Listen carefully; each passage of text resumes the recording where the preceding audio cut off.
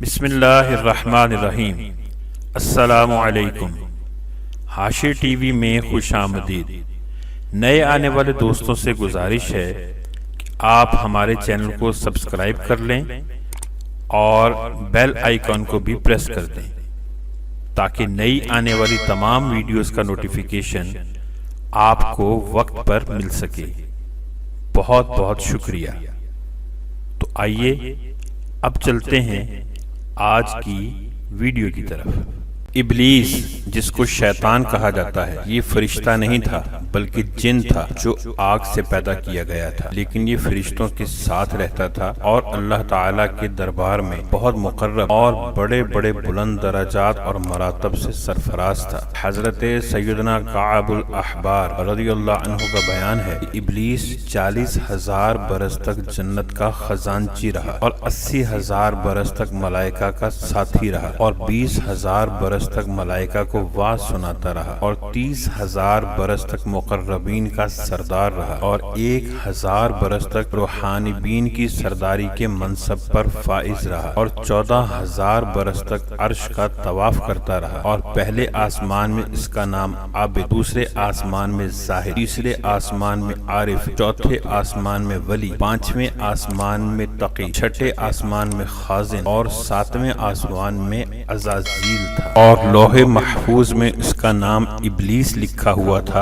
اور یہ اپنے انجام سے غافل اور خاتمے سے بے خبر تھا۔ لیکن جب اللہ تعالی نے حضرت آدم علیہ السلام کو سجدہ کرنے کا حکم دیا تو ابلیس نے انکار کر دیا اور حضرت آدم علیہ السلام کی تحقیر اور اپنی بڑائی کا اظہار کر کے تکبر کیا۔ اسی جرم کی سزا میں اللہ پاک نے اس کو مردود بارگاہ کر کے دونوں جہاں میں ملعون فرما دیا اور اس کی پیروی کرنے والوں کو جہنم میں عذاب نار کا سزاوار بنا دیا۔ چنانچہ قرآن مجید میں ارشاد ربانی ہوا۔ ترجمہ: فرمایا، کس چیز نے تجھے روکا کہ تو نے سجدہ نہ کیا جب میں نے تجھے حکم دیا تھا؟ بولا، میں اس سے بہتر ہوں، تو نے مجھے آگ سے بنایا اور اسے مٹی سے بنایا۔ فرمایا، تو یہاں سے اتر جا، تجھے نہیں پہنچتا یہاں رہ کر غرور کرے، نکل، تو ہے ذلت والوں میں۔ بولا، مجھے فرصت دے اس دن تک کہ لوگ اٹھائے جائیں۔ فرمایا، تجھے مہلت ہے۔ بولا، تو قسم اس کی کہ تو نے مجھے گمراہ کیا، میں ضرور تیرے سیدھے راستہ پر ان کی طاق میں بیٹھوں گا، پھر ضرور میں ان کے پاس آؤں گا، ان کے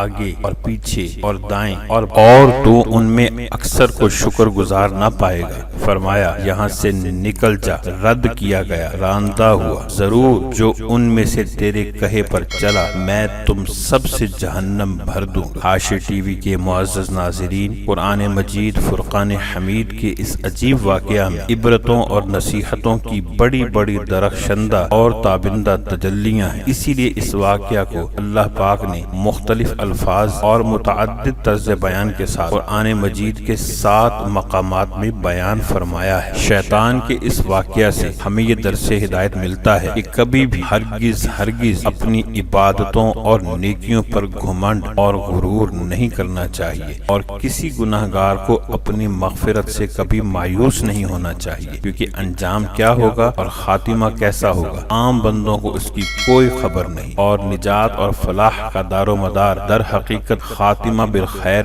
پر ہی ہے۔ بڑے سے بڑا عابد اگر اس کا خاتمہ بالخیر نہ ہو تو وہ جہنمی ہوگا، اور بڑے سے بڑا گناہ گار اگر اس کا خاتمہ بالخیر ہو گیا تو وہ جنتی ہوگا۔ آپ دیکھ لیجئے ابلیس کتنا بڑا عبادت گزار اور کس قدر مقرب بارگاہ تھا اور کیسے کیسے مراتب اور درجات کے شرف سے سرفراز تھا، مگر اس کا انجام کیا ہوا کہ اس کی ساری عبادتیں غارت اور اکارت گئیں اور دونوں جہانوں میں ملعون ہو کر عذاب جہنم کا حقدار بن گیا کہ اس کو اپنی عبادتوں اور بلندی درجات پر غرور اور تکبر ہو گیا تھا، مگر وہ اپنے انجام اور خاتمہ سے بالکل بے خبر تھا۔ حدیث مبارک میں ہے کہ ایک بندہ اہل جہنم کے اعمال کرتا رہتا ہے حالانکہ وہ جنتی ہوتا ہے، اور ایک بندہ اہل جنت کے عمل کرتا رہتا ہے حالانکہ وہ جہنمی ہوتا ہے۔ فرمایا انما الاعمال بالخواتیم، یعنی عمل کا اعتبار خاتموں پر ہے۔ اللہ تعالیٰ کی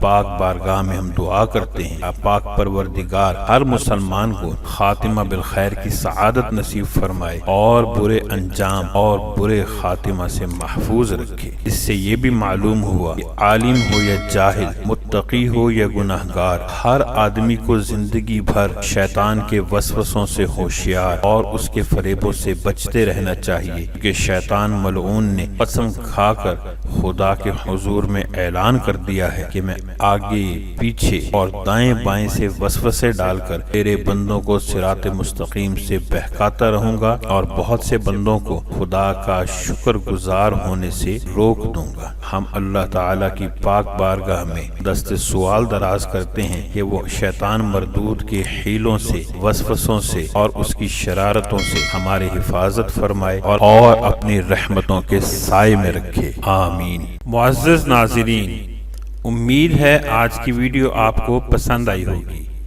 آپ سے گزارش ہے ویڈیو کو لائک اور شیئر کر دیجئے گا اور ساتھ ہی ہمارے چینل حاشیہ ٹی وی کو سبسکرائب کر دیں اور گھنٹی کے بٹن کو بھی دبا دیں تاکہ نئی آنے والی تمام ویڈیوز کا نوٹیفیکیشن آپ کو بر وقت مل سکے اور آپ ان ویڈیوز سے لطف اندوز ہو سکیں۔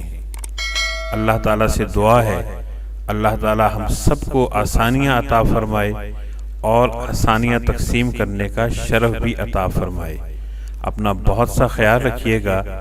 اللہ نگہبان۔